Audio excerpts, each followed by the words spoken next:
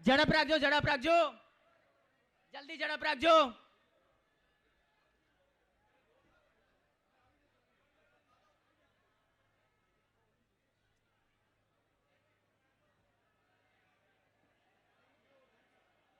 Limkheda team, Limkheda વિધાનસભા team.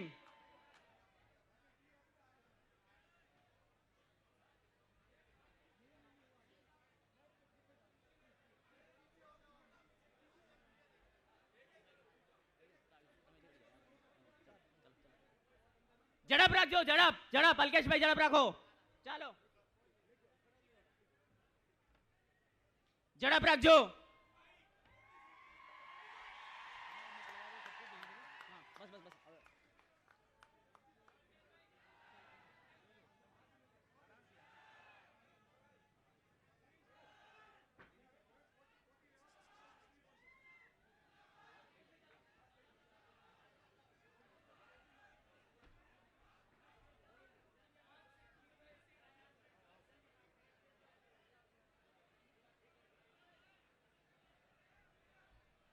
Limkheda વિધાનસભા team ઉપર આવે.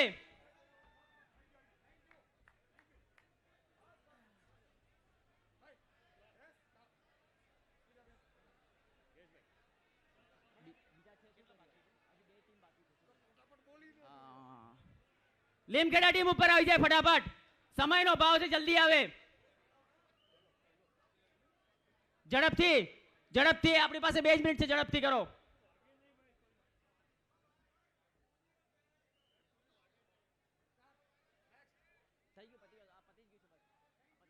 લીમખેડા વિધાનસભા ટીમ, લીમખેડા ટીમ જલ્દી આવે ઉપર.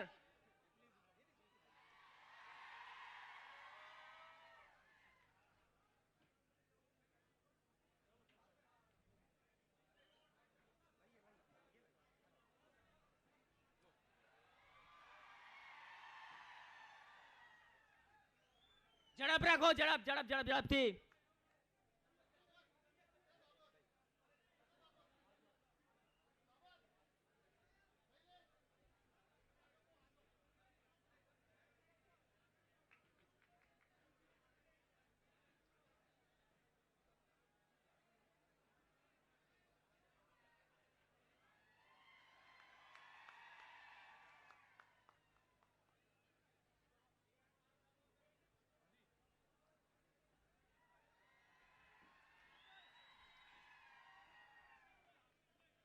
ઝડપ રાખજો, ઝડપ ઝડપ ઝડપ.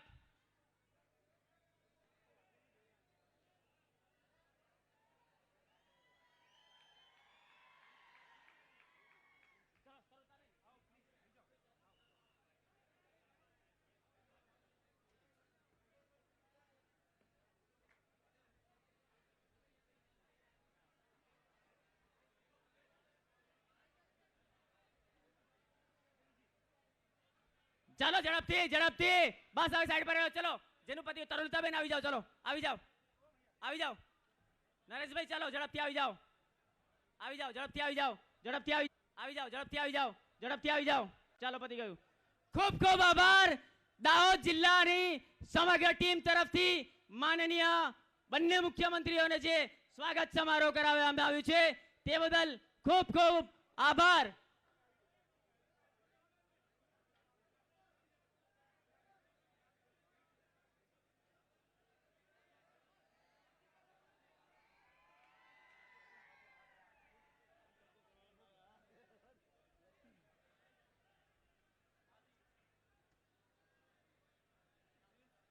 હવે આપણી વચ્ચે ગુજરાતના કેજરીવાલ એવા ઈશુદાન ગઢવીજી ઉપસ્થિત છે.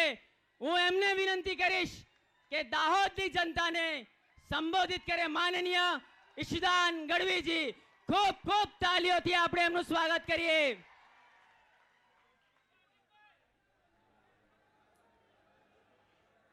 बोलो भारत माता की, इंकलाब, जय जवान, जय जोहार. वाह, આજે દાહોદની ધરતી પર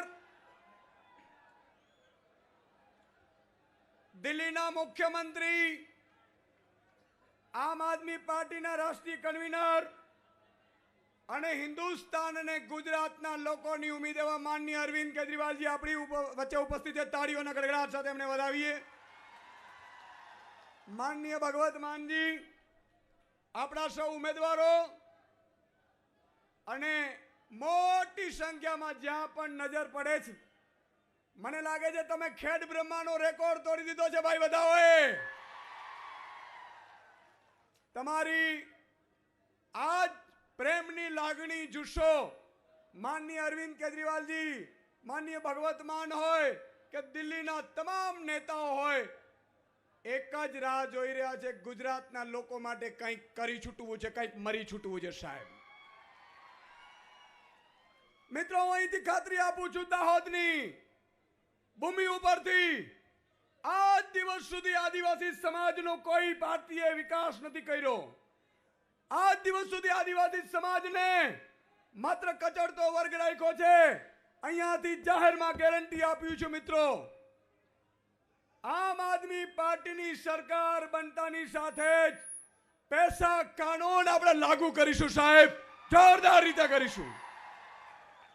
એટલું નહીં, આદિવાસી સમાજને ગ્રામ સભાને પાવર આપીશું.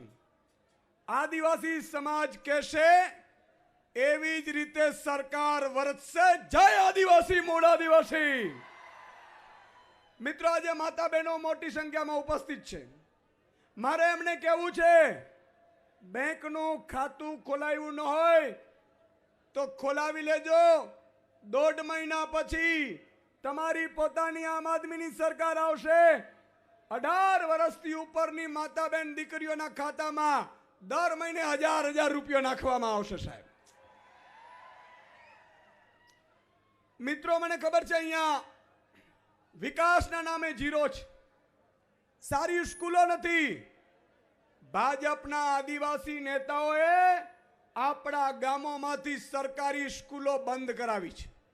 આ વાત સાચી છે મિત્રો? અહીંથી ખાતરી આપીએ છીએ, આમ આદમી પાર્ટીની ઝાડુની તમારી પોતાની સરકાર લાવો. તમારા ગામમાં પણ અંગ્રેજી મીડિયમમાં આપણો બાળક ભણતો હશે એની ગેરંટી લઈએ છીએ મિત્રો. અત્યાર સુધી આ લોકોએ આરોગ્યના નામે આપણે લૂંટ્યું. મિત્રો, કોઈ બીમાર પડે છે તો ક્યાં જવું પડે છે? ક્યાં જવું પડે છે? અમદાવાદ, સુરત, મોટી મોટી ખાનગી હોસ્પિટલમાં જવું પડે છે. અહીંથી ખાતરી આપીએ છીએ મિત્રો, આમ આદમી પાર્ટીની સરકાર બનતાની સાથે જ તમામ ગામમાં MBBS ડોક્ટર સાથે મહોલ્લા ક્લિનિક ખોલીશું ને મફત સારવાર આપીશું સાહેબ. એટલું નહીં, ત્યાં માની લો કે તમને કોઈ મોટો રોગ થયો હોય, ન કરે નારાયણને, અને આદિવાસી મારી ભાઈ બહેન કે કોઈ પણ નાગરિક ગુજરાતનો એ મહોલ્લા ક્લિનિકમાંથી લખાવી લે, તમારે કોઈ પણ ખાનગી હોસ્પિટલમાં વયો જવાની છૂટ. 1 લાખનું બિલ આવે કે 1 કરોડનું બિલ આવે, આમ આદમી પાર્ટીની સરકાર ભોગવશે મિત્રો. મિત્રો, મને ખબર છે અહીંયા નોકરીઓ નથી મળતી, રોજગારના ફાંફા પડે છે. આપણા બેરોજગાર યુવાનોને ભણાવીએ પેટે પાટા બાંધીને, પણ કોઈ સરકારી કે ખાનગીમાં નોકરી નથી મળતી. અહીંથી ખાતરી આપીએ છીએ, આમ આદમી પાર્ટીની સરકાર આવતાની સાથે ફેબ્રુઆરીથી સરકારી ભરતીઓ ચાલુ કરીશું અને ઈ પણ પેપર લીક થયા વગર ભરતી થશે સાહેબ. આવતા ડિસેમ્બર સુધીમાં તમામ સરકારી જગ્યાઓ ભરાઈ જશે અને મિત્રો, તમારો મારો બાળક પણ સારી સરકારી નોકરીમાં હશે. એની ગેરંટી આપીએ છીએ, એની ગેરંટી આપીએ છીએ. ખાનગી કંપનીઓ છે એમાં પણ 80% સ્થાનિકને રોજગારી મળે એવો આપણે કાયદાઓ લાવીશું ને એનો અમલ ચુસ્તપણે કરીશું. અને જ્યાં સુધી મારા બેરોજગાર યુવાનને નોકરી ન મળે ત્યાં સુધી મહિને 3000 રૂપિયો બેરોજગારી ભથ્થું આપવામાં આવશે. મિત્રો, ભાજપની સરકાર ભૂલથી પણ આવી જશે તો યાદ રાખજો, પેપર ફોડી અને પોતાના કાર્યકર્તાઓને નોકરીએ લેશે, તમને નહીં લે. આ ખાસ ધ્યાન રાખજો. મારે એટલા માટે આપણે કહેવું છે. મિત્રો, આનાથી મોટી વાત અરવિંદ કેજરીવાલજી આપણી વચ્ચે છે. એનું એક જ સપનું છે કે મારો આદિવાસી સમાજ, મારો ગરીબ પીછડો, દલિત સમાજ હોય, આદિવાસી સમાજ હોય, ગરીબ સમાજ હોય, ખેડૂત સમાજ હોય, એને પૂરતા ભાવ પણ મળવા જોઈએ. એના પાકની પૂરેપૂરી ખરીદી પણ પોષણક્ષમ પાકોએ થવી જોઈએ. અને કોઈના બાપની તાકાત નથી કે મારો આદિવાસી ભાઈ નો ઈચ્છે ત્યાં સુધી એના ઘરે થાંભલો પણ ન નોખી શકાય. સાહેબ, આવી વ્યવસ્થા પેદા કરીશું આપણે. મિત્રો, એક વાત મારે આપણે કહેવી છે. દૂર દૂર સુધી ઊભા છો, મને ખરેખર એમ થાય છે આ વખતે પરિવર્તન નક્કી છે. આ વખતે તમારી સરકાર, આમ આદમીની સરકાર આવી રહી છે. પણ એક કામ કરવાનું છે મિત્રો. 1 માર્ચથી જો કોઈ પણ પાર્ટીની નેતાઓ આપણી પાસે આવશે, આપણા સમાજના, ભાજપના આવશે, કોંગ્રેસના આવશે, તો એ કાંઈ તમને ને મને ફાયદો નહીં કરાવે. પણ આમ આદમી પાર્ટીની સરકાર આવતાની સાથે 1 માર્ચથી તમારા લાઇટ બિલ 0 આવતાની સારું થઈ જશે. આજીવન સુધી સાહેબ આ ગેરંટી આપીએ છીએ આપણે. કોઈએ વીજળી બિલ આપવાની જરૂર નથી. ઘણા લોકો એમ કહે છે કે સુદાનભાઈ આ રૂપિયા લાવશો ક્યાંથી? ભાજપના બુચસિયાઓ જે સંપત્તિ છે ને એની જપ્ત કરીને તમને વીજળી ફ્રી આપી દેવી છે સાહેબ. પણ એના માટે મારે આપનું એક વચન જોઈએ છે મિત્રો. અત્યારે અહીંયા 1 લાખ પબ્લિક ઉપસ્થિત છે મને લાગે છે, બરોબર છે? આ 1 લાખ લોકો નક્કી કરે કે આગામી 40 દિવસ રહ્યા છે ચૂંટણીને. ભાજપ ભ્રમણા ફેલાવે છે, ભાજપો દુષ્પ્રચાર કરે છે, પણ મારે તમને એમ કહેવું છે કે તમે લોકો નક્કી કરો 40 દિવસે આપણા સગા સંબંધી હોય, વેવાઈ હોય અને 100 વ્યક્તિ જોડો તો આ ભાજપની સરકાર બદલી જાય કે ન બદલી જાય? બદલી જાય કે ન બદલી જાય? અચ્છા, ગેરંટી કાર્ડ આપણે આપ્યા છીએ. ગેરંટી કાર્ડ મેળવી લીધા છે બધાએ? મેળવી લીધા છે? મિત્રો, ટીવી ખરીદવા જઈએ, ઇસ્ત્રી ખરીદવા જઈએ તો ખબર છે ને ગેરંટી ને વોરંટી કાર્ડ આપે છે. આપે છે કે નથી આપતા? અને જો ટીવી ખરાબ થઈ જાય તો ગેરંટી કાર્ડ દેખાડો એટલે ટીવી બદલી જાય. એમ અરવિંદ કેજરીવાલજી હિન્દુસ્તાનમાં એક એવા નેતા છે કે તમને ગેરંટી કાર્ડ આપ્યું છે, રાખજો. આપણી સરકાર આવતાની સાથે જ વીજળી બિલ ફ્રી થઈ જશે. આ તમને ગેરંટી કાર્ડ આપ્યું છે મિત્રો. પણ આના માટે મહેનત તો કરવી પડે કે ન કરવી પડે? આ ભાજપ વાળાએ નક્કી કર્યું છે રૂપિયા આપવાનો. 1 મતના 10-10 હજાર રૂપિયા આપવાનું નક્કી કર્યું છે. કેટલું? 10-10 હજાર. તમારા ઘરમાં 4 મત હોય તો 40,000 રૂપિયા આપશે. હું કહું છું એ રૂપિયા લઈ લેજો. એ રૂપિયા લઈ લેજો. પણ મત કોને આપશું? ઝાડુને, સાવરણાને. કારણ કે તમારા ને મારા બાળકની ચિંતા માત્ર માનનીય અરવિંદ કેજરીવાલજી કરે છે સાહેબ. બીજા કોઈ નેતાની તાકાત નથી. પણ મિત્રો, એક વચન મને જોઈએ છે. તમે 100 વ્યક્તિ જોડો તો અહીંયા 1 લાખ જનતા છે. 100 વ્યક્તિ જોડે તો લાખો થાય કે ન થાય? થાય કે ન થાય? આટલું કરી શકીએ કે ન કરી શકીએ? 40 દિવસ છે. ગામમાં, ઘરમાં, દુકાને, આ બધી જગ્યાએ માણસો, મિત્રો, ભાઈબંધ 100 વ્યક્તિ જોડી શકીએ કે ન જોડી શકીએ? તો મને છેલ્લે વચન આપી દો. જોડશો 100 વ્યક્તિ? હાથ ઊંચો કરીને વચન આપો એટલે ખબર પડે. જોડશો? પાકું? જય જોહાર. ભારત માતા કી.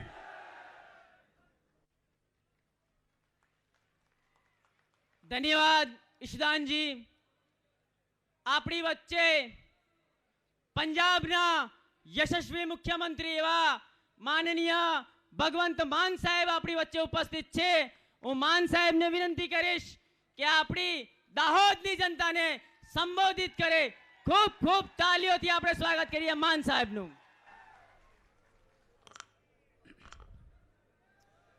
दाहोद इलाके के भारी संख्या में अपने बच्चों की अच्छी शिक्षा की उम्मीद लेकर, अपने बुजुर्गों के अच्छे इलाज की उम्मीद लेकर, तरक्की की उम्मीद लेकर, रोजगार की उम्मीद लेकर लाखों की गिनती में यहाँ पहुँचे हुए सत्कारयोग माननीय बुजुर्ग, युवा, माएँ, बहनें और बच्चे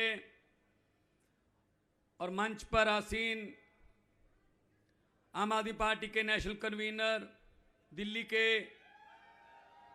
मुख्यमंत्री अरविंद केजरीवाल जी, भाई यशुदान जी और हमारी गुजरात की पूरी टीम, सबसे पहले मेरी तरफ से आप सबको नमस्कार, प्रणाम, सत श्री अकाल। दोस्तों, इतनी भारी संख्या में जब लोग बाहर खुद ब खुद आते हैं और बिना कहे और बिना माइक से बोले हुए तालियां बजाते हैं, तो ये परिवर्तन की निशानी होती है। इसका मतलब आप तंग आ चुके हैं पुराने सिस्टम से। इस बार सिस्टम को बदलने के लिए आप बाहर निकले हो, हमारा हौसला बढ़ाने के लिए आए हो। हमें बहुत खुशी हुई। आपने जब घर से बाहर पहला कदम निकाला, समझ लो गुजरात तो उसी वक्त आपने बदल डाला। हम यहां कोई लंबे लंबे भाषण देने नहीं आए, हम यहां कोई आपको झूठे सपने दिखाने नहीं आए, हम कोई जुमले सुनाने नहीं आए। हम आपसे बातें करने आए हैं, और बातें भी वही हैं जो आप घर में चूल्हे के सामने बैठकर, जो आप बस स्टैंड में किसी समोसे की रेडी पर खड़े होकर, चाय की दुकान पे खड़े होकर करते हो।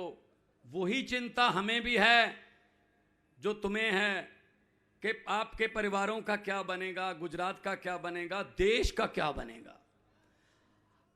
तो आज हौसला बढ़ गया कि कम से कम लोग बाहर निकले, क्योंकि देश जो है ये लोगों का है। लोकतंत्र में लोग बड़े होते हैं।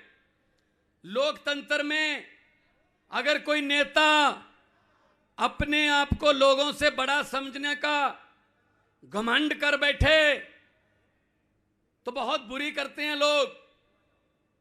जनता चुप रहे 5 साल, जनता कुछ ना बोले 10 साल, जनता अपने होठों को सीले 15 साल, जनता अपने दिल पर पत्थर रख ले 27 साल। लेकिन 27 साल बाद जब जनता उठती है, बोलती है, तो 27 साल का हिसाब भाई साहब 27 मिनट में ले लेती है ये जनता है। ये घमंड में रह रहे हैं। इनको ये है जो हम कहते हैं वही कानून होता है। बस जहां हमने ऐसे ऐसे कर दिया वोट आ गए। अरे भाई, लोग हैं, ये पब्लिक है। आजकल पब्लिक को ऐसे मूर्ख नहीं बना सकते। आजकल लोग ऐसे करते हैं, घर पे झंडा किसी और पार्टी का, जेब पे झंडा किसी और पार्टी का, मोटरसाइकिल पर झंडा किसी और पार्टी का, और रैली किसी और पार्टी की, और अंदर जाके काम किसी और पार्टी का। ऐसे ही करते हो ना? इस बार भी कर देना। उनके भी जहां जा आना, उनका हौसला बना रहे कि हाँ हैं हमारे पास। दुखी कर दिया इन्होंने, लेकिन मैं आपके सब्र का, मैं आपके पेशेंस की दाद देता हूं, सब्र की। 27 साल हो गए, अरे हर साल पेड़ भी पत्ते बदल लेता है, इस बार मौका है गुजरात वालों, बदल लो। पेड़ भी खुश हो जाएंगे, हरियाली है, बहुत बहुत हरा भरा देश है, कोई कमी नहीं छोड़ी भगवान ने। हमारे पास पहाड़ हैं, हमारे पास जंगल हैं, हमारे पास मारूथल है, हमारे पास समंदर है, हमारे पास हर किस्म का मौसम है, हमारे पास कोयला है, हमारे पास तेल है। कमी है तो सच्ची नीयत वाले नेताओं की कमी है, वो पूरी कर दो बस। आपकी मेहनत पर मुझे कोई शक नहीं है, आप मेहनती लोग हो, देशभक्त लोग हो। लोग कभी भी करप्ट नहीं होते, लोग भ्रष्टाचारी नहीं होते। जो लोगों से वोट लेकर कुर्सियों पर बैठते हैं वो भ्रष्टाचारी बन जाते हैं। फिर लोग क्या करते हैं, चलो कोई नहीं 5 साल और सही। इस बार आपके पास मौका है, और मौका भी ऐसा है, दोबारा मौका ऐसा कम ही आता है, क्योंकि एक तरफ कीचड़ में उगने वाला कमल है, दूसरी तरफ कीचड़ को साफ करने वाला झाड़ू है। कांग्रेस की तो बात ना ही करो तो ठीक है, वो तो कोमा में चली गई। वो तो कांग्रेस का हाल तो वो है जो 90 साल के बुजुर्ग को डॉक्टर कहते हैं कि घर पे ले जाकर सेवा कर लो, अब कुछ नहीं है इसमें।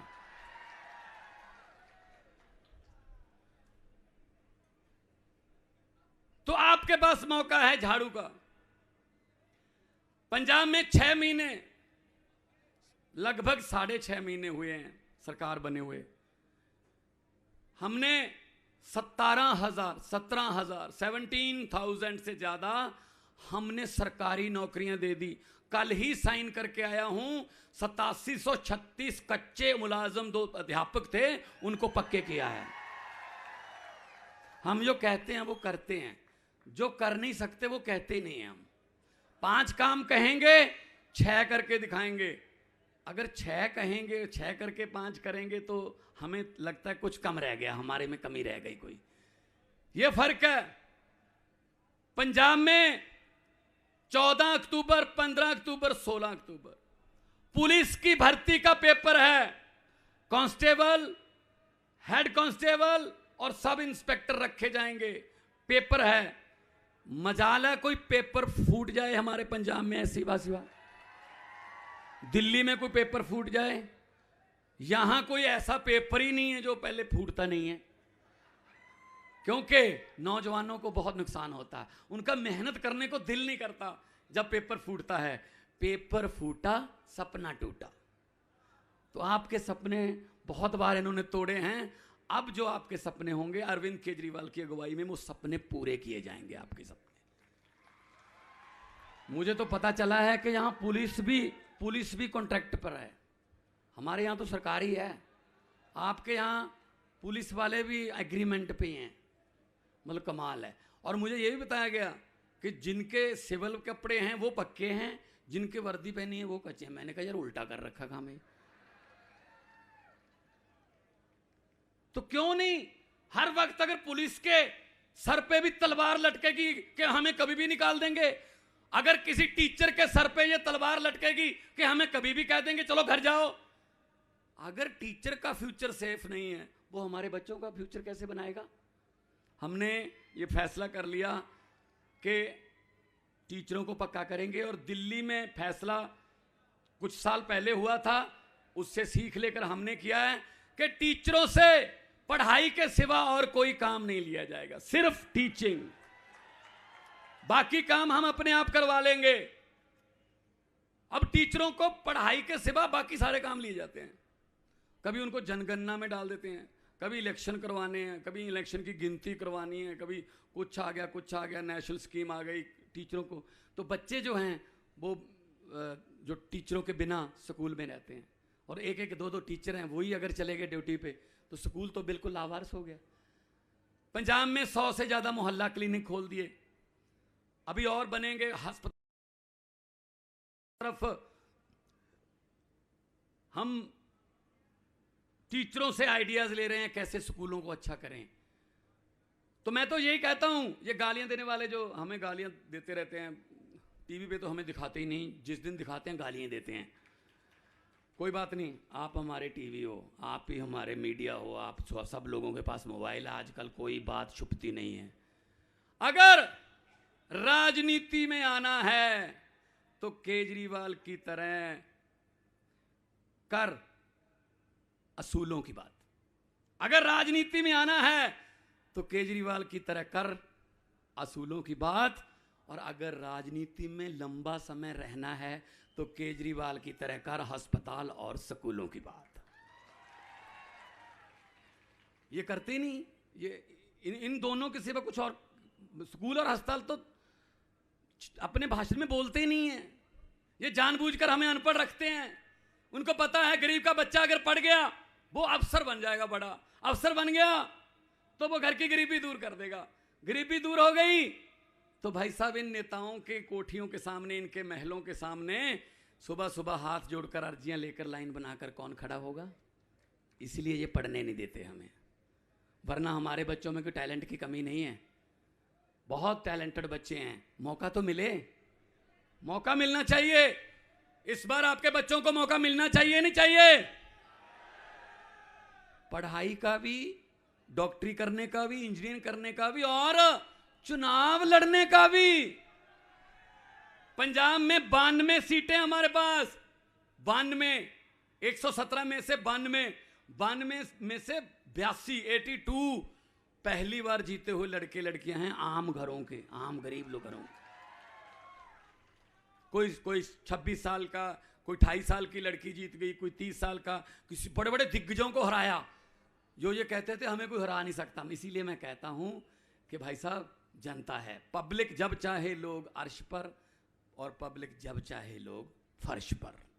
बड़े बड़े लोगों को धरती पे उतार लेते हैं लोग। एक बात मेरी दाऊद वालों, एक बात मेरी याद रखना, भले ही पूरा भाषण भूल जाना, एक बात मेरी याद रख लेना इस भाषण में से। जिस दिन वोट करने जाओगे एक बात याद रखना कि भगवंत मान जी बोल के गया था, जब अंदर जाओगे सामने मशीन पड़ी होगी और मशीन में बटन होगा, बटन के सामने चुनाव चिन्ह होगा। बस ये सोच लेना, जो बटन आप दबाने वाले हो, ना तो वो किसी पंजे का है, ना किसी कमल के फूल का है, ना किसी तीर कमान का है, ना किसी हाथी का है, ना किसी झाड़ू का है। असल में वो जो बटन है वो आपके और आपके बच्चों के फ्यूचर का, भविष्य का बटन है, खुद दबाना है। किस्मत का बटन है वो। अगर अपने बच्चों की किस्मत खुद लिखना चाहते हो, अच्छी लिखना चाहते हो, चमकाना चाहते हो, तो झाड़ू वाला बटन दबा देना।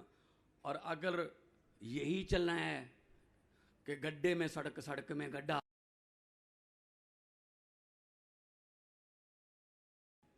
तो हाथ खड़े करके बताओ, अपने बच्चों का और अपना फ्यूचर जो है, किस्मत जो है, खुद लिखना चाहते हो? देखो, ये सच्चाई है। असल में हम ऐसे दिहाड़ी पे लोग नहीं लेके आते कि जो हमारे नारे लगाएं, हमारे बारे में मतलब बोलते रहे। हम वो काम नहीं करते। हमारे पास पैसे नहीं है, हमारे पास नहीं, इनके पास बहुत पैसा है लूटा हुआ। अगर ये आपको आएंगे आपके पास, अभी तो 40-50 दिन पड़े हैं, आएंगे और आपको ऑफर करेंगे, मना मत करना, पकड़ के इनको बोल देना हाँ, और इलेक्शन वाले दिन अंदर जाके कर देना भी हाँ। जो समझ गए वो ताली बजाओ, जिनको समझ नहीं वो रहने दो। समझदार इलाका है सर, कितना समझदार इलाका है जी, सब समझ गए। पहले हमारे साथ ऐसे किया इन्होंने भी धोखे किए हमारे साथ। हमारा बचपन खा गए, हमारी जवानी खा गए, हमारा बुढ़ापा खा गए, स्कूल खा गए, कॉलेज खा गए, गलियां खा गए, चारा खा गए, नालियां खा गए। क्या पता नहीं क्या इनका हाजमा इतना है, ये कुछ नहीं छोड़ते, ये कुछ नहीं छोड़ते। ये हमारे द्वारा चुने हुए हम पर ही लाठीचार्ज होते हैं। तो पंजाब में 6 महीने की सरकार है, 1 जुलाई से हमने बिजली फ्री कर दी। कम 74 लाख के आसपास बिजली के मीटर हैं पंजाब में घरों में। उसमें से 50 लाख के आसपास पहला बिल 2 महीने के बाद बिल आता है। जून, जुलाई और अगस्त का बिल आया, अभी सितंबर में जीरो बिल आया 50 लाख। लोगों को यकीन नहीं आ रहा, लोग एक दूसरे को जाके दिखा रहे हैं, यार देखो यार कुछ गलत तो नहीं हो गया, बिल ही नहीं आया। दिल्ली में भी ऐसे होता था पहले, आपके यहां भी ऐसा होता है, बिजली आए ना आए बिल टाइम पे आता है। अब दिल्ली में और पंजाब में बिजली आती है, बिल नहीं आता। सरकारों के पास बहुत पैसा होता है आपके टैक्स का इकट्ठा किया हुआ, वो पैसा अगर जनता पे लगा दिया जाए तो बहुत पैसा है, लेकिन ये खा जाते हैं। हम टैक्स देते हैं, ये टैक्स से अपनी ज़मीनें खरीदते हैं, अपने पहाड़ खरीदते हैं, अपने विदेशों में इनके बैंकों में खाते हैं। तो इसलिए अगर वही पैसा आप पर लगे तो ये देश जो है सच में नंबर 1 देश है। कोई कमी नहीं है इस देश में, भगवान के द्वारा कोई नेमत ऐसी नहीं है जो हमें ना दी हो। लेकिन वही बात कह रहे हैं कि इस बार अभी 40-45 दिन रह गए। आप 40-45 दिन की जिम्मेदारी ले लो, उसके बाद 5 साल की जिम्मेदारी हमारी है, हमारे।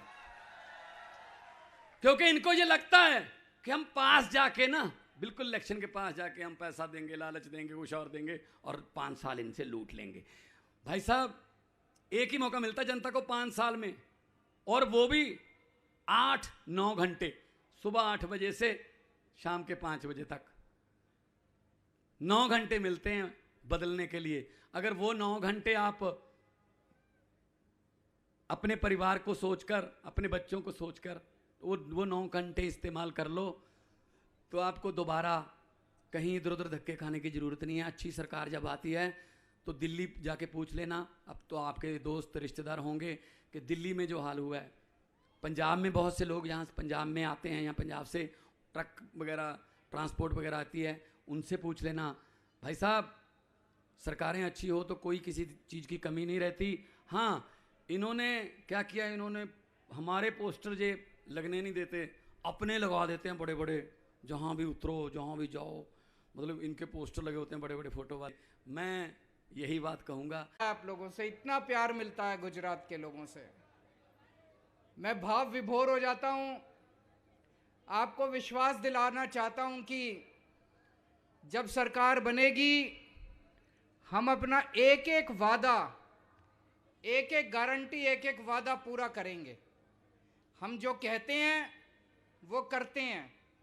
अभी जैसे भगवंत मान साहब ने बताया, हम अगर 4 गारंटी देते हैं तो 5 काम करके दिखाएंगे, 3 नहीं करेंगे, कम नहीं करेंगे, ज्यादा काम करके दिखाएंगे। यहां जितने लोग आए हुए हैं, जो लोग बदलाव चाहते हैं, जरा हाथ खड़े। कौन कौन बदलाव चाहता है? कौन कौन परिवर्तन चाहता है? सब लोग चाहते हैं। तो मैं आपके लिए खुशखबरी लेके आया हूं। आईबी की एक रिपोर्ट आई है। आईबी मतलब एक खुफिया एजेंसी है सरकार की, केंद्र सरकार की एक बहुत बड़ी खुफिया एजेंसी है, जासूसी एजेंसी। केंद्र सरकार ने गुजरात में उस एजेंसी को भेज के एक सर्वे कराया, जरा पता करके आओ गुजरात में कौन जीत रहा है, किसकी हवा है, किसकी सरकार बन रही है। सरकारी एजेंसी है, हमारी नहीं है। आईबी ने केंद्र सरकार को रिपोर्ट दी है कि आने वाले चुनाव में गुजरात में दिसंबर में आम आदमी पार्टी की सरकार बनने जा रही है। ये मैं नहीं कह रहा, खुफिया एजेंसी की रिपोर्ट कह रही है। लेकिन उस रिपोर्ट में लिखा है कि आम आदमी पार्टी की 94-95 सीट आ रही है। अभी किनारे पे है, बस थोड़ी सी जीत है। जीत रही है आम आदमी पार्टी, लेकिन 2-3 सीट से जीत रही है। अब आपको जिम्मेदारी लेनी पड़ेगी सबको। 2-3 सीट से नहीं, कम से कम 40-50 सीट से जीत होनी चाहिए। होनी चाहिए कि नहीं होनी चाहिए? होनी चाहिए कि नहीं होनी चाहिए? मेहनत करनी पड़ेगी। मेहनत करनी पड़ेगी। जो अभी मान साहब ने भी कहा, ईशुदान भाई ने भी कहा कि 40 दिन रह गए, 50 दिन रह गए चुनाव के। अब थोड़ी सी अगर धक्का मारेंगे, जोर का धक्का मारेंगे, तो पंजाब के और दिल्ली के रिकॉर्ड टूट जाएंगे। गुजरात में इतनी सीट आनी चाहिए, इतनी सीट आनी चाहिए। तो अब सरकार तो बनने जा रही है, मेहनत करेंगे, करेंगे कि नहीं करेंगे मेहनत? सरकार तो बनने जा रही है। 1 दिसंबर को सरकार बनेगी आम आदमी पार्टी की। सबसे पहला काम क्या करेंगे? भ्रष्टाचार खत्म करेंगे गुजरात से। मेरे को कोई बता रहा था, एक एमएलए है, जब वो चुनाव लड़ा, गुजरात का एमएलए है, पिछला चुनाव जब वो लड़ा, उसकी 4 एकड़ जमीन थी। एकड़ ही बोलते हैं यहां पे गुजराती में। 4 एकड़ जमीन थी।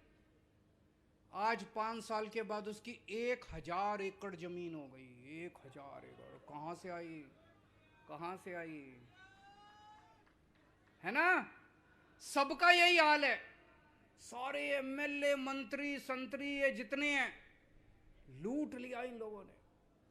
कहते हैं सरकार घाटे में चल रही है। सरकार घाटे, कहां जा रहा है सारा पैसा? घाटे में क्यों चल रही है? आप लोग इतना टैक्स देते हो। आप लोग सवेरे उठ के शाम तक रोटी खाते हो, उस पे टैक्स, दूध पीते हो, उस पे टैक्स, पंखा चलाते हो, उस पे टैक्स, साबुन इस्तेमाल करते हो, इतना टैक्स देते हो आप लोग। गरीब से गरीब आदमी टैक्स देता है। कहां जाता है सारा पैसा? गुजरात सरकार हर साल 2.5 लाख करोड़ रुपए खर्च करती है। 2.5 लाख करोड़ रुपए। बाप रे बाप, 2.5 लाख करोड़। मैं आपसे पूछना चाहता हूं, आपके गांव में 27 साल में कोई सड़क बनी? कोई स्कूल बना? कोई अस्पताल बना? किसी को दवा दारू दी इन्होंने? कोई काम कराया इन्होंने? कोई काम नहीं कराया इन्होंने। 27 साल में इन्होंने कोई काम नहीं कराया। ये हर साल 2.5 लाख करोड़ रुपया खर्च कहां करते हैं? अपनी प्रॉपर्टी बनाते हैं, जमीन खरीदते हैं, स्विस बैंक में ले जाते हैं। इतना पैसा कमा लिया। अपनी बीवी के नाम जमीन, बेटे के नाम जमीन, दादे के नाम, बच्चे के नाम, जो पैदा नहीं हुआ उसके नाम भी जमीन खरीद ली उन्होंने। मैं आपसे पूछना चाहता हूं, ये सारा पैसा इनसे वापस लेना चाहिए कि नहीं लेना चाहिए? आम आदमी पार्टी की सरकार बनेगी, एक एक जाएगा वो। अभी पंजाब के अंदर हमारा एक अपना मंत्री कुछ गड़बड़ कर रहा था। हमारा अपना मंत्री, सेहत मंत्री, हेल्थ मिनिस्टर, भगवंत मारेगा, उसको छोड़ूंगा नहीं। आपका काम करके जाएगा, कोई रिश्वत देने की जरूरत नहीं है। तो भ्रष्टाचार खत्म करेंगे, खूब पैसा बचेगा, खूब पैसा बचेगा, खूब पैसा बचेगा, खूब पैसा बचेगा। पैसे की कमी नहीं है, पैसे बहुत है सरकारों के पास, बहुत पैसा है इनके पास। उस पैसे से क्या करेंगे? सबसे पहले आपकी बिजली मुफ्त करेंगे। करनी चाहिए कि नहीं करनी चाहिए? 1 मार्च के बाद, महंगाई बहुत हो रही है। मेरे पास बहुत लोग आते हैं गुजरात से, कहते हैं कि सर बहुत महंगाई हो गई, घर का खर्चा नहीं चल रहा, बच्चे पालने को पैसे नहीं है, हर चीज महंगी होती जा रही है, आमदनी बढ़ती नहीं है, सैलरी तनख्वाह बढ़ती नहीं है। दिल्ली के अंदर और पंजाब के अंदर हमने लोगों की बिजली मुफ्त कर दी, और जितनी पुराने बिल थे, पुराने जैसे किसी का 70,000 बकाया था, किसी का 80,000 बकाया था, किसी का 1 लाख बकाया था, पुराने सारे बिल माफ कर दिए। अभी बिजली मुफ्त कर दी तो लोगों के 0 बिल आते हैं दिल्ली के अंदर और पंजाब के अंदर। 0 दिल्ली में लगभग 42 लाख लोगों के 0 बिल आते हैं, पंजाब में 50 लाख घरों के 0 के बिल आते हैं। गुजरात के अंदर 0 बिल चाहिए कि नहीं चाहिए?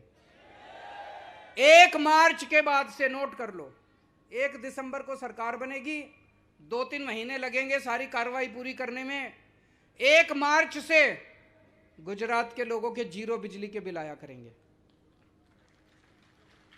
ये दोनों पार्टियां मेरे को खूब गाली दे रही हैं, कह रही हैं केजरीवाल फ्री की रेवड़ी बांट रहा है, केजरीवाल फ्री बिजली क्यों देता है, केजरीवाल फ्री बिजली क्यों देता है। गुजरात के मुख्यमंत्री को हर महीने 5,000 यूनिट बिजली मुफ्त मिलती है। गुजरात के मंत्रियों को हर महीने 4-4 हजार यूनिट बिजली मुफ्त मिलती है। गुजरात के मुख्यमंत्री को बिजली फ्री मिले तो कोई बात नहीं, गुजरात के मंत्री को बिजली फ्री मिले तो कोई बात नहीं, गुजरात की जनता को 300 यूनिट बिजली मुफ्त मिल जाए तो इनको मिर्ची लगती है। अगर मुख्यमंत्री को बिजली फ्री मिलती है, मंत्री को बिजली फ्री मिलती है, तो जनता को मिलनी चाहिए कि नहीं मिलनी चाहिए? आपको बिजली मुफ्त देंगे। 1 मार्च से आपका बिजली का बिल 0 आया करेगा। दूसरा काम करेंगे,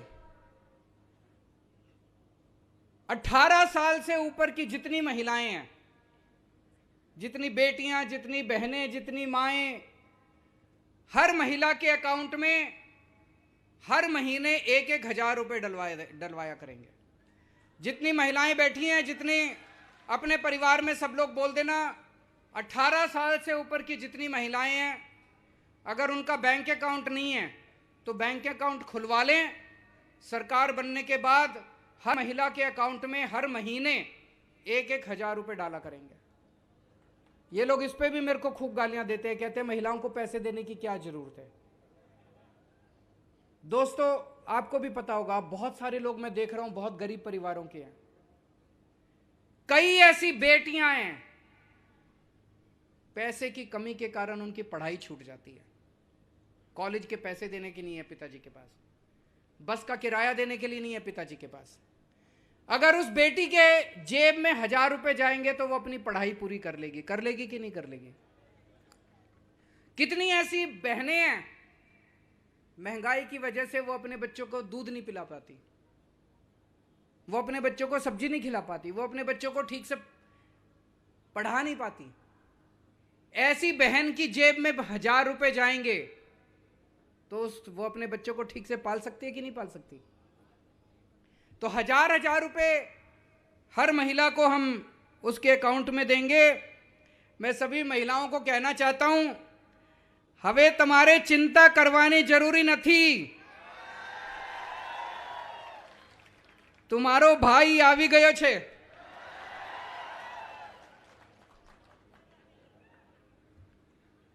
दिल्ली में हमने सरकारी स्कूल बहुत शानदार कर दिए। सरकारी स्कूलों में गरीबों के बच्चे पढ़ते हैं, जिनके पास पैसे नहीं होते वो बच्चे अपने बच्चों को सरकारी स्कूल में भेजता है। पहले दिल्ली के सरकारी स्कूलों की बहुत बुरी हालत थी, जैसे गुजरात के सरकारी स्कूलों की बुरी हालत है। छतें टूटी पड़ी थी, दीवारें टूटी पड़ी थी, सरकारी स्कूलों का बहुत बुरा हाल था पहले। दिल्ली में आज हमने सरकारी स्कूल इतने शानदार बना दिए। अब एक ही डेस्क पे जज का बच्चा, आईएएस अफसर का बच्चा और रिक्शे वाले का बच्चा एक साथ बैठ के पढ़ते हैं। अब मजदूर का बच्चा इंजीनियर बन रहा है, रिक्शे वाले का बच्चा डॉक्टर बन रहा है, किसान का बच्चा वकील बन रहा है। गरीबों के बच्चे अब शानदार नौकरियां मिल रही हैं उन बच्चों को। ऐसे ही तो अपना भारत आगे बढ़ेगा जब अच्छी पढ़ाई बच्चों को मिलेगी, गरीबों के बच्चों को अच्छी पढ़ाई मिलेगी। गुजरात के अंदर भी शिक्षा अच्छी करेंगे, गुजरात के भी सारे सरकारी स्कूल ठीक करेंगे। गुजरात के अंदर खूब सारे नए सरकारी स्कूल खोलने हैं और इतनी अच्छी व्यवस्था कर देंगे, दिल्ली में अब प्राइवेट स्कूलों के बच्चे अपने नाम कटा कटा के सरकारी स्कूल में भर्ती करा रहे हैं। गुजरात में इतने अच्छे कर देंगे स्कूल कि आपको अपने बच्चों को प्राइवेट स्कूल भेजने की जरूरत नहीं है, सरकारी स्कूल भेजेंगे सारे जने। लेकिन अगर फिर भी जो लोग प्राइवेट स्कूल में भेजना चाहें, अभी मेरे को पता चला है प्राइवेट स्कूल वालों ने गुंडागर्दी मचा रखी है। कभी भी फीस बढ़ा देते हैं, ऊट पटांग फीस लेते हैं। ये प्राइवेट स्कूल वालों को ठीक करेंगे। दिल्ली में 7 साल से प्राइवेट स्कूल वालों को हमने मनमानी फीस नहीं बढ़ाने दी। गुजरात में भी इनकी फीस बढ़ाने को रोकेंगे और प्राइवेट स्कूल वालों को ठीक करेंगे। लेकिन मेरी आपको गारंटी है, सरकारी स्कूल इतने शानदार कर देंगे कि आप प्राइवेट स्कूल को भूल जाओगे। सारे लोग अपने अपने बच्चों को प्राइवेट स्कूल से निकाल के सरकारी स्कूल में भर्ती कराओगे। दिल्ली में हमने एक काम और किया। आज अगर अपने घर में कोई बीमार हो जाए, दिल्ली में हमने एक काम और किया। आज अगर अपने घर में कोई बीमार हो जाए और थोड़ी सी बड़ी बीमारी हो जाए, घर के जेवर बिक जाते हैं, घर की जमीन बिक जाती है, सब कुछ बिक जाता है, और फिर भी पता नहीं आदमी बचता है नहीं बचता। सरकारी अस्पतालों का हाल बुरा है, ना दवाइयां मिलती हैं, ना टेस्ट होते हैं, ना मशीनें काम करती हैं। पहले दिल्ली में भी यही हाल था। दिल्ली में हर गांव के अंदर, हर मोहल्ले के अंदर हमने मोहल्ला क्लिनिक खोल दिए, एक एमबीबीएस डॉक्टर बिठा दिया, सारी दवाइयां फ्री, सारे टेस्ट फ्री, सारा इलाज मुफ्त। बड़ी बीमारी हो तो बड़े बड़े सरकारी नए खूब सारे अस्पताल बना दिए, शानदार अस्पताल, प्राइवेट से भी ज्यादा अच्छे अस्पताल। अब हमने दिल्ली के अंदर दिल्ली की 2 करोड़ जनता का, हर आदमी का इलाज हमने मुफ्त कर दिया, चाहे अमीर हो चाहे गरीब हो। गुजरात के अंदर होना चाहिए कि नहीं होना चाहिए? गुजरात में भी करेंगे, खूब सारे नए सरकारी अस्पताल खोलेंगे हर गांव के अंदर। मैंने पूरा हिसाब लगाया है, गुजरात में 20,000 मोहल्ला क्लिनिक खोलेंगे गांव के अंदर। आपका सारा इलाज मुफ्त होगा। भगवान ना करे आपके घर में कोई बीमार हो, लेकिन अगर आपके घर में कोई बीमार होता है, चिंता मत करना, आपका बेटा आपका इलाज कराएगा।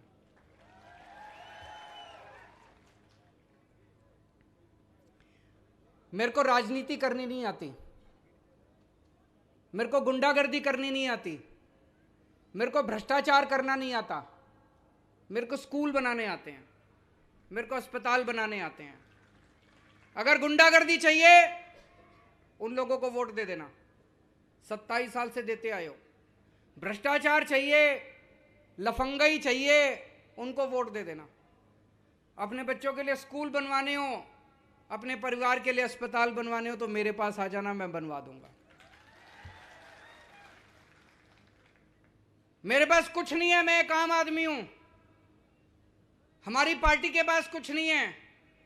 भगवंत मान साहब भी फक्कड़ आदमी हैं। 7 साल में हमने केवल लोगों की दुआएं कमाई हैं। जिन गरीबों के बच्चों को हमने अच्छी शिक्षा दी है, जिन गरीबों के परिवारों का हमने इलाज करा दिया, फ्री में इलाज करा दिया, जान बचा ली जिनकी, वो हमें खूब आशीष देते हैं, खूब आशीर्वाद देते हैं, खूब दुआएं देते हैं। उन्हीं की दुआओं का असर है कि एक छोटी सी पार्टी पहले दिल्ली जीत गई, फिर पंजाब जीत गई, अब गुजरात जीतेंगे। क्योंकि लोगों का काम कर रहे हैं, भगवान का काम कर रहे हैं, धर्म का काम कर रहे हैं, पुण्य का काम कर रहे हैं हम लोग।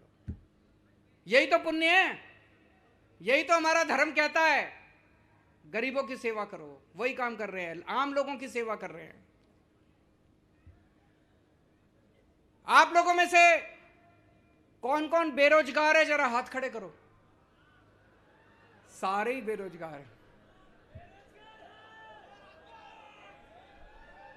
मैकेनिकल इंजीनियर, वो बता रहे हैं इंजीनियर हैं फिर भी बेरोजगार हैं।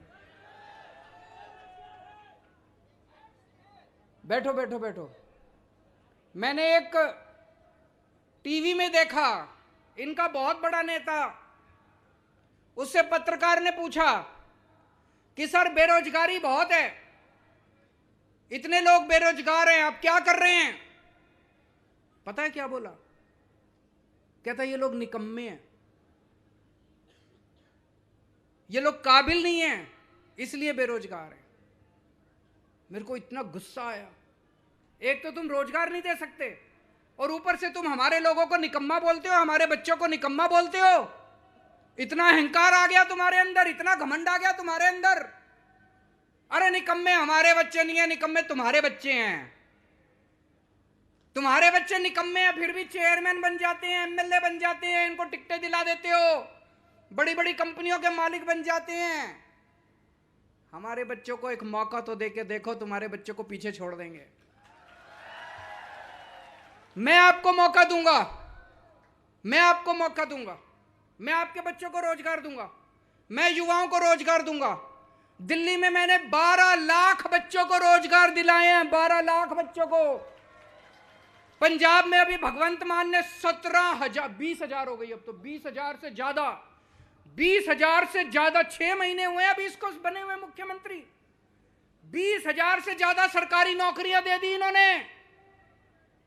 हमारी नीयत साफ है, हमें पता है कि आम आदमी का घर कितनी मुश्किल से चलता है, बेरोजगारी के अंदर क्या तकलीफ होती है। हम देना चाहते हैं, दे। और जब तक रोजगार नहीं मिलेगा बेरोजगारी होगी। हर बेरोजगार युवा को 3,000 रुपए बेरोजगारी भत्ता दिया जाएगा। और जैसा मैंने बताया, हम इतने सारे स्कूल खोलने वाले हैं, इतने सारे अस्पताल खोलने वाले हैं, इतने मोहल्ला क्लिनिक बनाएंगे, इतना काम करेंगे। 10 लाख सरकारी नौकरियां नई निकलेंगी गुजरात के अंदर, नई 10 लाख सरकारी नौकरियां आपके बच्चों को मिलेंगी। 10 लाख सरकारी नौकरियां मिलेंगी। और पेपर नहीं फूटने देंगे। पेपर जितने पेपर अभी तक बचे हैं, फरवरी के महीने में तलाटी का पेपर करा देंगे और जुलाई के महीने तक उनकी पोस्टिंग करा देंगे। मेरे को पता चला, मैंने पूरी लिस्ट बना रखी है अगले साल का शेड्यूल।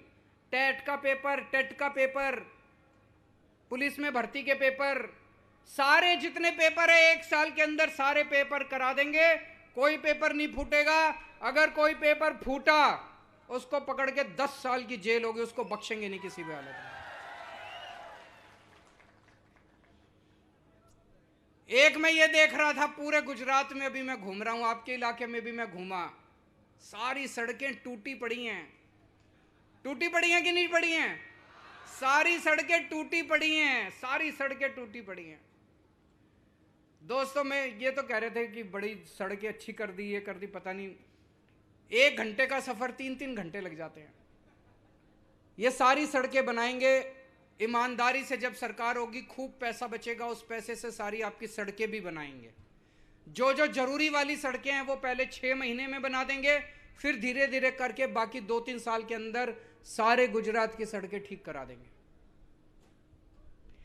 बहुत सारे किसान आए हुए हैं यहां पे। पंजाब में भगवंत मान साहब ने 5 फसलों पे एमएसपी दे दी है। एमएसपी अभी तक क्या होता था, सरकार एमएसपी तय कर देती थी, लेकिन उसका कोई मतलब नहीं था, उस पे तो माल बिकता नहीं था, उस पे तो फसल बिकती नहीं थी। तो इन्होंने ये कह दिया कि अगर मार्केट में एमएसपी पे आपकी फसल ना बिके तो सरकार आपकी फसल खरीदेगी, आपको एमएसपी का दाम दिलवाया जाएगा। भगवंत मान साहब ने 5 फसलों पे, गेहूं, चावल, कपास, नरमा और मूंग दाल, इन 5 फसलों पे पंजाब में एमएसपी दे दी। अब अगर किसी भी किसान की फसल मार्केट में इससे कम रेट पे बिकती है, वो सरकार को बेच के आ जाता है, सरकार खरीदती है, अनिवार्य, जरूरी है सरकार को खरीदना। आपको भी हम शुरू 5 फसलों से करेंगे, फिर एक एक करके सारी फसलें। 5 फसलें हम, सरकार बनते ही 5 फसलें हम एमएसपी देंगे। गेहूं, चावल, चना, मूंगफली, कपास, ये 5 फसलों पे गुजरात के अंदर हम एमएसपी देंगे। आपको अगर मार्केट में इससे कम रेट मिले एमएसपी पे, सरकार के पास आ जाना, सरकार आपकी फसल खरीदेगी एमएसपी के ऊपर। 12 घंटे बिजली देंगे। अभी रात को आती है, कभी आती है, कभी नहीं आती है। दोपहर के अंदर 12 घंटे आपको बिजली देंगे। सिंचाई की व्यवस्था करेंगे। कई साल हो गए अभी तक नर्मदा का पानी नहीं पहुंचा चारों तरफ। सिंचाई की व्यवस्था करेंगे। दिल्ली के अंदर और अब पंजाब के अंदर हमने प्रति हेक्टेयर, अगर फसल बर्बाद हो जाए, सरकार प्रति हेक्टेयर 50,000 रुपए प्रति हेक्टेयर उसके अकाउंट में 1 महीने के अंदर जमा करा देती है। होना चाहिए, नहीं होना चाहिए? यह गुजरात में भी लागू करेंगे। अयोध्या में अगले साल भगवान श्री राम का मंदिर बनके तैयार हो जाएगा। कौन कौन मंदिर देखने जाना चाहते हैं? सब लोग जाना चाहते हैं, लेकिन आना जाना खाना पीना रहना बड़ा महंगा है कि नहीं है? और पूरे परिवार को ले जाओ तो बहुत खर्चा होता है। दिल्ली में हमने एक स्कीम चालू की है, दिल्ली वालों को मैं फ्री में अयोध्या जी के रामचंद्र जी के दर्शन करा के लाता हूं। स्पेशल ट्रेन जाती है दिल्ली से, उस ट्रेन में सारे राम भक्त होते हैं। लोगों का आना जाना खाना पीना रहना सब कुछ आपके घर से लेके जाते हैं, घर से लेके जाते हैं, अयोध्या जी में राम मंदिर के दर्शन कराते हैं, वापस घर छोड़ के आते हैं। सब कुछ फ्री होता है। जब ट्रेन जाती है मैं उनको छोड़ने जाता हूं, जब ट्रेन वापस आती है मैं ट्रेन पे उनको लेने जाता हूं, जितने लोग जाते हैं। जब वापस आते हैं इतना आशीर्वाद देते हैं वो लोग, इतना आशीर्वाद देते हैं। कई बुजुर्ग लोग कहते हैं जी बस जिंदगी की आखिरी तमन्ना थी, पूरी हो गई, अब भगवान उठा भी ले तो किसी चीज की कोई, इतना आशीर्वाद देते हैं लोग। गुजरात के अंदर हमारी सरकार बनेगी, आप सब लोगों को अयोध्या जी के फ्री में दर्शन करा के लाएंगे। एक मैं देख रहा था गुजरात के अंदर सड़कों पे गाय का बहुत बुरा हाल है। गाय तो हमारी माता है। इन लोगों ने गाय की रक्षा के लिए और गाय के रखरखाव के लिए कुछ नहीं किया। दिल्ली में हम 40 रुपए प्रति गाय गौशाला वालों को देते हैं, उनकी रक्षा करने के लिए, उनका ख्याल रखने के लिए, उनके खाने पीने के लिए। गुजरात में हमारी सरकार बनेगी, प्रति गाय 40 रुपए गुजरात के अंदर भी देंगे ताकि गौ माता की रक्षा की जा सके और गौ माता को जगह जगह सड़कों के ऊपर। अब मैं आप लोगों से पूछना चाहता हूं, ये मेरे को खूब गालियां देते हैं सारे, केजरीवाल फ्री की रेवड़ी बांटता है, फ्री की। हर बच्चे को हमारे देश में फ्री शिक्षा मिलनी चाहिए कि नहीं मिलनी चाहिए?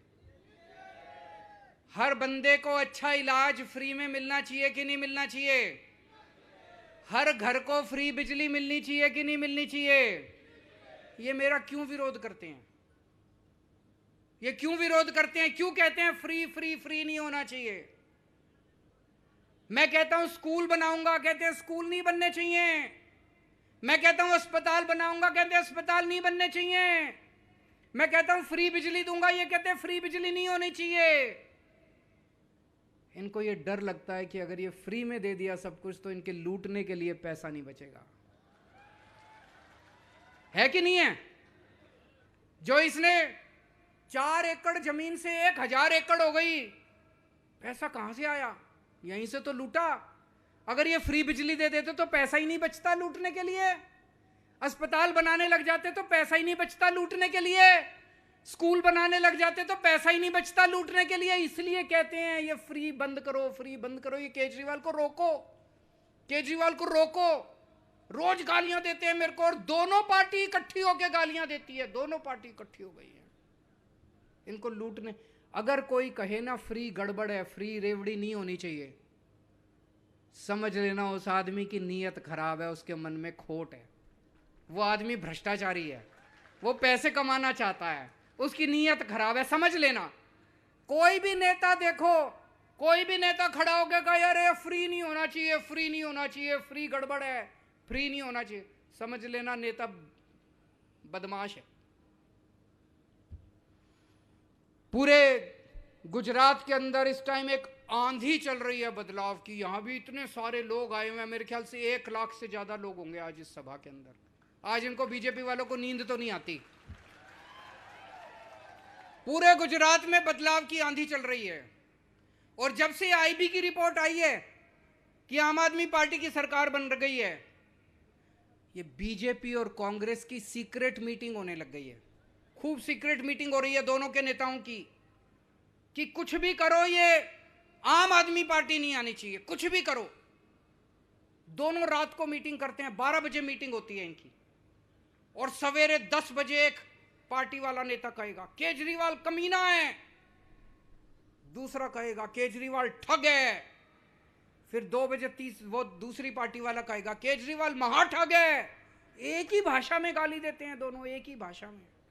जैसे रात को मीटिंग में तय करके आए हूं कि आज ये वाली, एक पार्टी वाला कहेगा केजरीवाल आतंकवादी है, दूसरा कहेगा केजरीवाल खालिस्तानी है। दोनों एक ही भाषा इस्तेमाल करते हैं, एक ही भाषा इस्तेमाल करते हैं। दोस्तों, इनकी चाल समझ लेना, कांग्रेस के चक्कर में मत पड़ना। कांग्रेस की 10 से भी कम सीट आ रही है सर्वे में, और 10 से कम सीट आ रही है, और ये 10 भी नहीं बचने वाले। चुनाव के बाद ये 10 भी चले जाएंगे बीजेपी में। कांग्रेस को एक भी वोट नहीं पड़ना चाहिए, सारे वोट कांग्रेस के आम आदमी पार्टी को पड़ने चाहिए। अपने घर में भी आसपास बोल देना, सारे वोट आम आदमी पार्टी को पड़ने चाहिए। और अब ये चुनाव आपने लड़ना है, मेरे पास पैसे नहीं है। मैंने 7 साल दिल्ली की सरकार ईमानदारी से चलाई है, मेरे पास भी अकाउंट में पैसे नहीं है, मेरी पार्टी के पास भी नहीं है। आप लोगों को अपने बच्चों के भविष्य के लिए चुनाव लड़ना पड़ेगा, तो सबसे पहला काम करना पड़ेगा, अभी ये खत्म होते ही अपने अपने फोन निकाल लेना। फोन निकाल के व्हाट्सएप में जितने लोग हैं सबको मैसेज भेज देना कि भाई इस बार मैं तो आम आदमी पार्टी को दे रहा हूं, तू भी दे दे अपने बच्चों के भविष्य के लिए। बोलो करोगे? अभी आधे घंटे के अंदर सारे कर लेना। व्हाट्सएप के ऊपर सबको मैसेज भेज दो और अपनी अपनी डीपी बदल लो, सारे जने अपनी डीपी में आम आदमी पार्टी का लगा लो। मंजूर है? फिर वो करना है जो ईशुदान भाई ने कहा कि अपने अपने गांव में, अपने अपने मोहल्ले में कम से कम 100 लोगों के पास जाके, घर घर जाना पड़ेगा। देखो, 100 लोगों के पास जाके बोलना पड़ेगा कि आम आदमी पार्टी को वोट देना है, झाड़ू को वोट देना है। मंजूर है? भारत माता की, भारत माता की। ધન્યવાદ માનનીય મુખ્યમંત્રી શ્રી। હવે આપણો પ્રોગ્રામ પૂર્ણાહુતિ તરફ જઈ રહ્યો છે, પણ આપણે બધા જ પોતાના સ્થાન પર ઊભા થઈ અને રાષ્ટ્રગાન સાથે આજના આ પ્રોગ્રામને પૂર્ણાહુતિ કરીશું। जय हे भारत भाग्य विधाता, पंजाब सिंध गुजरात मराठा द्राविड़ उत्कल बंग, विंध्य हिमाचल यमुना गंगा, उज्ज्वल जलधि तरंग। तव शुभ नामे जागे, तव शुभ आशीष मांगे, गाहे तव जय